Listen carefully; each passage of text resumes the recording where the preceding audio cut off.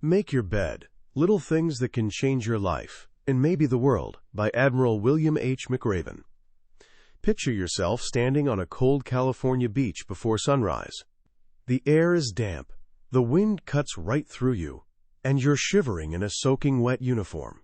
An instructor, his face looking like it's been carved from granite, points directly at you. You've messed up. Maybe your uniform wasn't pressed just right, or maybe he simply didn't like how you were standing. Honestly, the reason doesn't really matter. Your punishment? You have to sprint head first into the freezing Pacific Ocean. Then you come out and roll around in the sand until you're covered from head to toe in a gritty, wet, miserable crust. They call it a sugar cookie.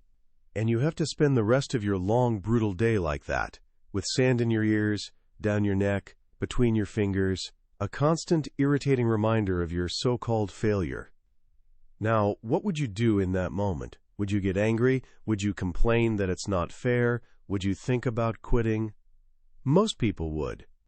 But the man telling this story, Admiral William H. McRaven, learned something profound on that beach. He learned that sometimes life just isn't fair. Sometimes you can do everything right and still end up as a sugar cookie. And what you do in that moment, whether you complain and crumble, or stand up, shake it off, and keep going, that's what defines you. Welcome to a master class in living, drawn from one of the harshest training grounds on Earth, the United States Navy SEALs. The book we're exploring today, Make Your Bed, is a global phenomenon. It's a small book with an enormous impact, born from a commencement speech that went viral and touched millions of hearts.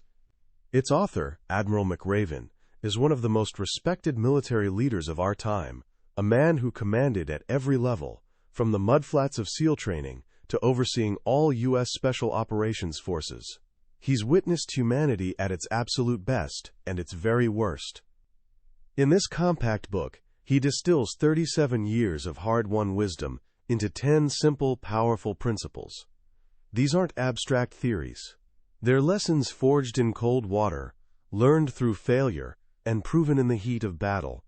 My promise to you is that by the end of our time together, you'll understand how something as simple as making your bed can give you the strength to face down bullies, overcome failure, and even give hope to others in their darkest moments.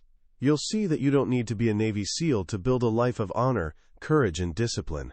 You just need to learn the little things that can change your life, and maybe, just maybe, the world. It all begins with a task so simple, it seems almost trivial. Every single morning in basic SEAL training, before the sun came up, instructors would storm into the barracks. And the very first thing they inspected wasn't your muscles or your attitude.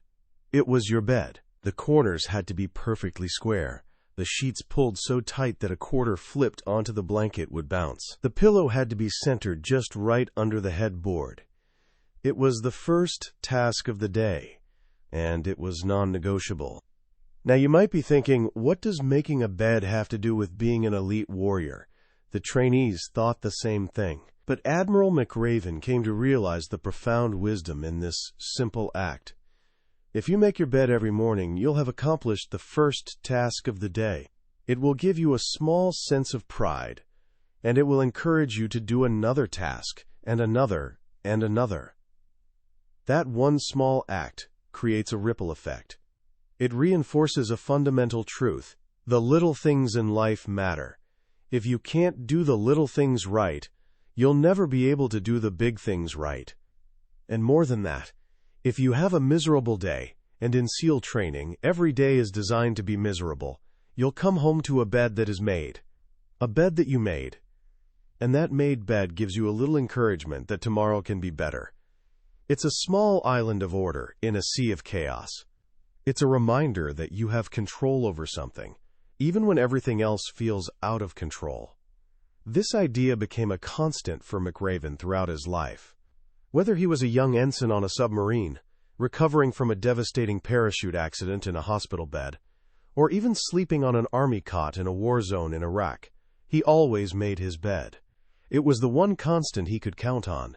It was his way of starting the day with a completed task, a small victory that set the tone for everything else. He even noticed, with some amusement, that when U.S. forces captured Saddam Hussein, the former dictator never made his bed. The covers were always crumpled at the foot of his cot. It was a small detail, but it spoke volumes. The discipline wasn't there. So the first lesson is simple. If you want to change the world, start by making your bed. But here's the thing about changing the world, or even just navigating your own life. You can't do it alone. In SEAL training, every student is assigned to a 7-man boat crew. Their constant companion is a 10-foot-long black rubber raft. They have to carry it everywhere, over their heads when they run to the chow hall, through the sand dunes, and most importantly, through the crashing surf of the Pacific Ocean. To get that boat through the massive, pounding waves, every single person must paddle in perfect unison. Everyone must exert equal effort. If even one person slacks off, the boat gets turned sideways and thrown back onto the beach. You need everyone pulling together to reach your destination. But the lesson went deeper than that. Inevitably, someone in the crew would get sick or injured. On those days, the other members picked up the slack. They paddled harder. They dug deeper. They shared their food rations. They carried the weight for their struggling teammate. And they did it knowing that one day, they would be the one who needed help. The boat taught them that no one gets through training alone. This lesson hit home for McRaven in the most terrifying way imaginable. 25 years into his career, he was a Navy captain out on a routine parachute jump. From 12,000 feet, the world was beautiful and calm. But as he fell, another jumper's parachute opened directly beneath him. He slammed into the canopy at 120 miles per hour. The impact sent him spinning out of control. When he finally pulled his own ripcord, the parachute malfunctioned, wrapping around his legs. As the canopy finally caught air, the risers, the strong nylon straps, violently ripped his legs apart, separating his pelvis. The pain was unimaginable. He screamed so loud he thought they could hear him in Mexico. The accident should have ended his career. Lying in a hospital bed for months, he felt invincible no more. All he felt was self-pity. But he wasn't alone. His wife, Georgian, became his nurse and his rock. She refused to let him feel sorry for himself, reminding him that he had never quit anything in his life, and he wasn't about to start now. His friends and colleagues rallied around him. His boss, an admiral, found a way to bend the rules to save his career. He realized then, more deeply than ever, that anything he had ever achieved was because others had helped him. We are all fragile. At some point, life will break you. And in those moments, you can't paddle the boat alone. You need people. You need to find someone to help you paddle. And when you're choosing who to have in your boat, the SEALs have a surprising lesson for you. Don't look at their size. Look at the size of their heart. McRaven's class had one boat crew that everyone made fun of. They were called the Munchkin Crew. Not a single one of them was over 5'5". They had tiny little flippers that the bigger guys would laugh at. This crew was made up of guys from every corner of the nation. An American Indian, an African American, a Polish American, a Greek American, an Italian American, and 2 tough kids from the Midwest. But this little crew, this diverse band of so-called underdogs, consistently out-paddled, outran, and outswam everyone else. They always had the last laugh, finishing long before the big, brawny guys. SEAL training is the great equalizer. It doesn't care how big you are, what color your skin is, where you came from, or how much money your family has. All that matters is your will to succeed. All that matters is the size of your heart. McRaven learned this lesson powerfully when he was just a young midshipman visiting the SEAL training facility for the first time. He saw a civilian in the hallway, a man who was slightly built, almost frail, with a mop of dark hair. McRaven looked at the photos on the wall of these hardened warriors in Vietnam and felt a pang of pity for this guy. He thought, "This man doesn't have a chance. He's not tough enough. He's not big enough." A few minutes later, the officer he was meeting called the thin man into his office. "Bill," the officer said, This is Tommy Norris." He then added, Tommy was the last SEAL Medal of Honor recipient from Vietnam. McRaven was mortified. This frail man he had just written off was a legend. He was the man who went deep behind enemy lines on successive nights to rescue 2 downed airmen. He was the man who was shot in the face, left for dead, and battled back from his injuries to join the FBI's elite hostage rescue team. He was one of the toughest men to ever wear the SEAL Trident, and years earlier, the instructors had almost kicked him out of training because they thought he was too small and not strong enough. It's a lesson for all of us. Measure a person by the size of their heart, not the size of their flippers. Now, even with a big heart and a great team, life is going to throw challenges at you that seem designed to break you. Some of these challenges will come from failure, and others will come from sheer random unfairness.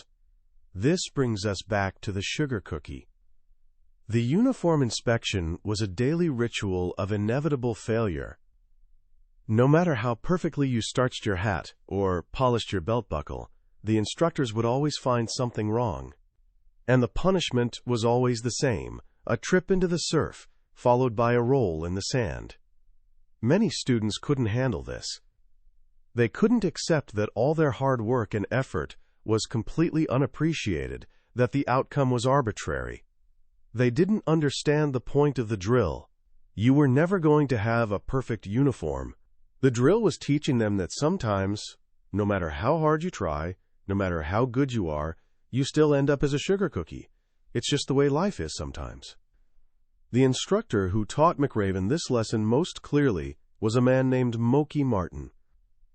After ordering him to become a sugar cookie one morning, Martin asked him, "Mr. Mack, do you have any idea why you are a sugar cookie this morning?" "No, Instructor Martin," McRaven replied. "Because, Mr. Mack, life isn't fair, and the sooner you learn that, the better off you will be." Years later, Moki Martin, now a phenomenal athlete and triathlete, was on a training ride on his bicycle when he collided head-on with another cyclist. The accident left him paralyzed from the waist down. For 35 years, he has been in a wheelchair. And in all those years, McRaven says he never once heard him complain. Never once heard him ask, "Why me?" He didn't blame his misfortune. He stood tall, looked to the future, and drove on. He became an accomplished painter, a father, and he founded a triathlon for others. The lesson is clear. Don't complain. Don't blame your misfortune on fate. Get over being a sugar cookie and keep moving forward. While unfairness tests your resolve, failure tests your strength. In SEAL training, failure has a name: the circus. Every day involved a series of grueling physical events: long runs, long swims, obstacle courses, and every event had a standard. If you failed to meet the standard, your name went on a list. At the end of the day, everyone on that list was invited to the circus. The circus was 2 hours of extra calisthenics designed to wear you down and break your spirit. It was a nightmare. No one wanted to go to the circus. Worse, it created a death spiral.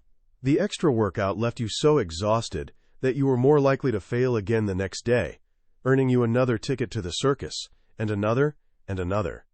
Many students quit because of it. Early in training, McRaven and his swim buddy Mark Thomas were terrible swimmers. They consistently finished last, and their names were permanent fixtures on the circus list.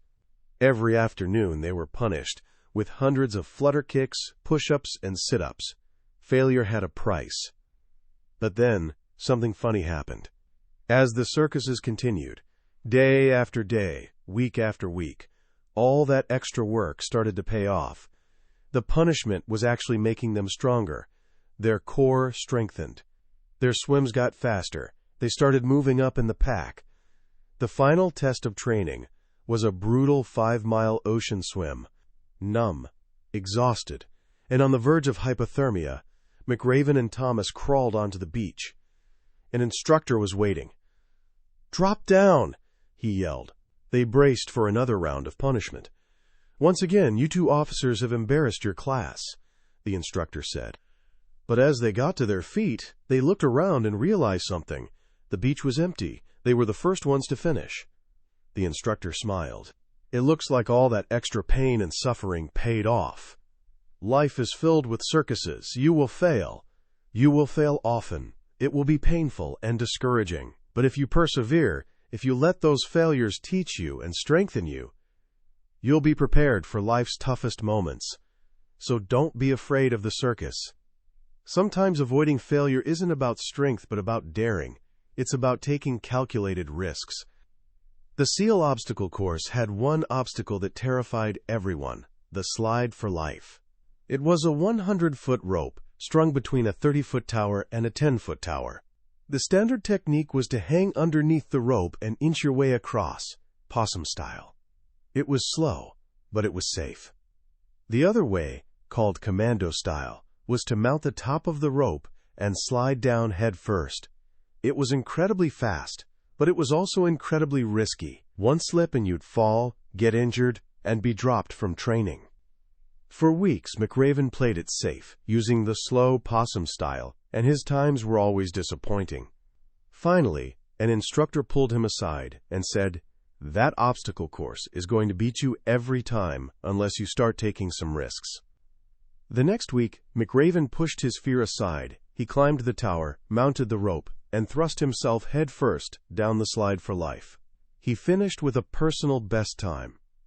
Life is a struggle, and the potential for failure is always there. But those who live in fear of failure, or hardship, or embarrassment, will never achieve their potential. Without pushing your limits, without occasionally sliding down the rope head first, you'll never know what is truly possible in your life. The motto of the famed British SAS is, "Who dares wins." It's a reminder that sometimes you have to dare greatly. Of course, daring greatly requires courage. And there will be times when your courage is tested not by an obstacle, but by a bully. During a long 4-mile night swim, the instructors briefed the trainees on all the species of sharks in the water off San Clemente Island, including the great white. They offered a simple piece of advice. If a shark starts to circle you, stand your ground. Don't swim away. Don't act afraid. And if that shark darts toward you, punch it in the snout as hard as you can. Bullies, McRaven says, are all the same. Whether they're on the playground or running a country, they thrive on fear and intimidation. They are like sharks that sense fear in the water. They circle, they probe, and if you show weakness, they strike. If you don't find the courage to stand your ground, they will win. McRaven saw this firsthand when he was in charge of the captured Saddam Hussein. When the new Iraqi government leaders were brought in to see him, Saddam, the butcher of Baghdad, just smirked at them. The leaders yelled at him from a safe distance, but you could see the fear still in their eyes. This man had terrorized them for decades, and even as a prisoner he managed to intimidate them. McRaven knew he had to break that cycle of fear. He had Saddam isolated. For a month, he visited him every day, and every day, without saying a word, he would motion for the former dictator to sit back down on his cot. The message was clear. You are no longer important. Your power is gone. You can no longer intimidate anyone. Courageous American soldiers had stood up to his tyranny, and he was no longer a threat. In life, to complete your night swim, you'll have to be a person of great courage. That courage is inside all of us. You just have to dig deep and find it. Don't back down from the sharks. There will come moments, however, that test you in a way that has nothing to do with bullies or obstacles. The darkest moments. The moments of profound loss, fear, and uncertainty. The final test of the diving phase in SEAL training was a 2-mile underwater swim across San Diego Bay at night to plant a practice mine on the keel of a ship. The water was black. You couldn't see your hand in front of your face. All you had was a tiny green light on your compass. The instructors warned them. It will be darker under the ship. So dark you can get disoriented. So dark that if you get separated from your buddy, he will never find you. The chief instructor's final words stayed with McRaven for the rest of his life. Tonight, you will have to be your very best. No matter how dark it gets, you must complete the mission. This is what separates you from everyone else. At some point, we will all confront a dark moment. The passing of a loved one, a crushing failure, a moment that leaves you wondering about your future. In those moments, you have a choice. You can crumble, or you can be your very best. McRaven witnessed this time and again at the ramp ceremonies for fallen soldiers in Iraq and Afghanistan. These were the most solemn moments of the war, when a flag-draped casket was loaded onto an aircraft to begin its final journey home. He saw how families, military units, and an entire nation came together to be their best in those tragic times. He saw a soldier's twin brother stand tall and comfort his family. He saw an entire town turn out to salute a fallen ranger.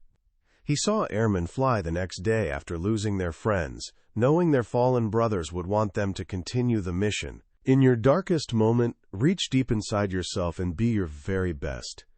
But what if you're not just in a dark moment? What if you're in a moment of utter despair, where all hope seems lost? This is where the 9th lesson comes in. It happened during Hell Week, the most brutal part of SEAL training. It was Wednesday night, and the class was in the Tijuana mudflats, a cold, swampy patch of terrain where the thick, sticky mud sucks the life and warmth out of you. They had been there for hours, cold, wet, and miserable, with 3 more days of Hell Week to go. As the wind howled, an instructor spoke through a bullhorn, offering them a deal. He had a warm fire, hot coffee, and chicken soup waiting. They could all get out of the mud. All he needed was for 5 men to quit. Just 5. The temptation was overwhelming. One student started to move toward the instructor. It looked like the class was about to break. And then a single voice cut through the wind. It was tired and raspy, but it was singing. The tune was familiar, though the lyrics weren't fit for polite company. Then one voice became 2, and 2 became 3, and soon the entire class was singing. The student who was about to quit turned around and joined in. The instructor threatened them, but they sang louder. With each note, the class grew stronger. The mud seemed a little warmer, the dawn a little closer. They had learned one of the most powerful lessons of all, the power of one person to give hope to the group. If one person could sing when they were up to their neck in mud, then so could everyone else. Hope is the most powerful force in the universe. One person, a Lincoln, a King, a Mandela, a Malala, can change the world by giving people hope. We will all find ourselves neck-deep in mud someday. That is the time to start singing. This brings us to the final, and perhaps most important, lesson. In the center of the SEAL training compound, there is a brass bell. It hangs there for all the students to see. And it represents an easy way out. To quit, all you have to do is ring that bell 3 times. Ring the bell, and you don't have to do the cold swims or the long runs. Ring the bell and you can avoid all the pain. It's always there, a constant temptation. But the instructor on the first day also gave them a warning. If you quit, he said, you will regret it for the rest of your life.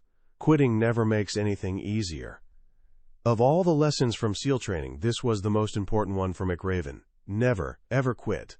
Life will constantly put you in situations where quitting seems like the easiest, most rational thing to do. He was never more inspired by this principle than when he met a young Army Ranger named Adam Bates in a hospital in Afghanistan. The 19-year-old had stepped on a mine. Both of his legs had been amputated. It was his first combat mission. McRaven stood by his bed, trying to find the words to comfort him, filled with a sense of pity. But Bates, though he couldn't speak, was conscious. He had learned sign language because his mother was deaf. He raised his burned and bandaged hand. Slowly, painfully, he signed 3 words. I will be okay? A year later, McRaven saw Ranger Bates again. He was standing tall on his new prosthetic legs, laughing and challenging his buddies to a pull-up contest. Through all the surgeries, the pain, and the rehabilitation, he never quit. And just as he promised, he was okay. Life is full of difficult times, but someone out there always has it worse than you. If you refuse to give up on your dreams, If you stand tall against the odds, then life will be what you make of it. And you can make it great. Never, ever ring the bell. So what do we take away from all of this? When you strip it all down, Make Your Bed isn't really a book about the military. It's a book about human potential. It's about the incredible strength that lies dormant inside every single one of us, waiting for the right moment, the right challenge, to be awakened. What I find so powerful about Admiral McRaven's message is its profound simplicity. He's not offering complicated life hacks or secret formulas for success. He's reminding us of timeless, fundamental virtues that have guided great men and women for centuries: discipline, perseverance, courage, compassion, and hope. He just happens to illustrate them through the intense and unforgettable stories of Navy SEAL training. The central idea that resonates most deeply with me is the connection between small, seemingly insignificant actions and large, life-altering outcomes. We live in a world that often celebrates grand gestures and overnight success. We want the big promotion, the viral video, the lottery win. But McRaven teaches us that true, lasting change begins with the small, unglamorous disciplines that no one else sees. It starts with making your bed. That one act of order and intention sends a message to your brain. I am in control. I am a person who does what they say they will do. I finish what I start. That small victory compounds over time, building a foundation of self-respect and discipline that allows you to tackle much bigger challenges. This book also serves as a powerful antidote to the victim mentality that can be so tempting in modern life. The lesson of the sugar cookie, that life isn't fair, is not meant to be pessimistic. It's meant to be liberating.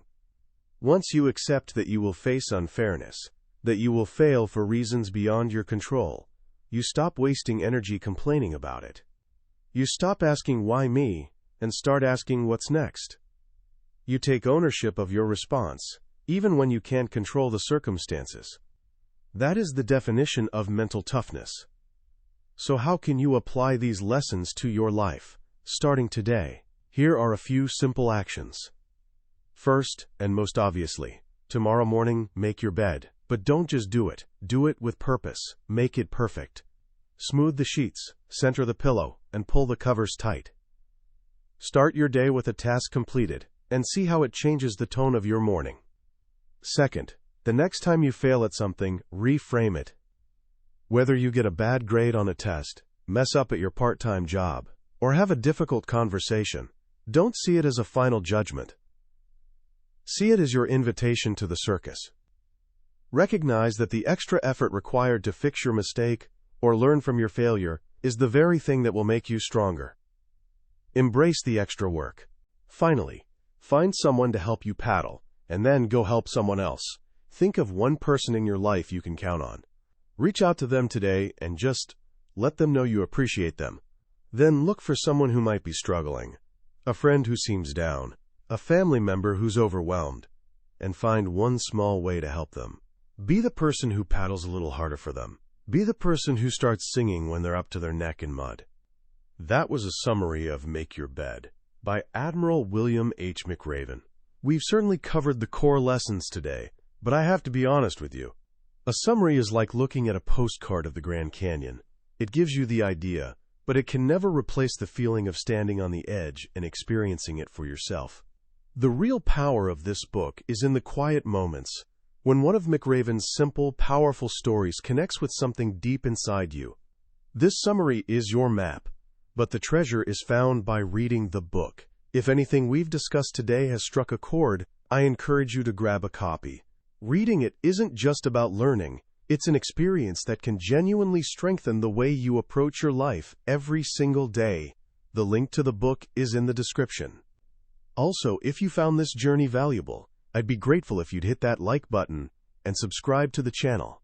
That way, you won't miss our next exploration into another life-changing book from the world's most successful minds. Let's keep growing together.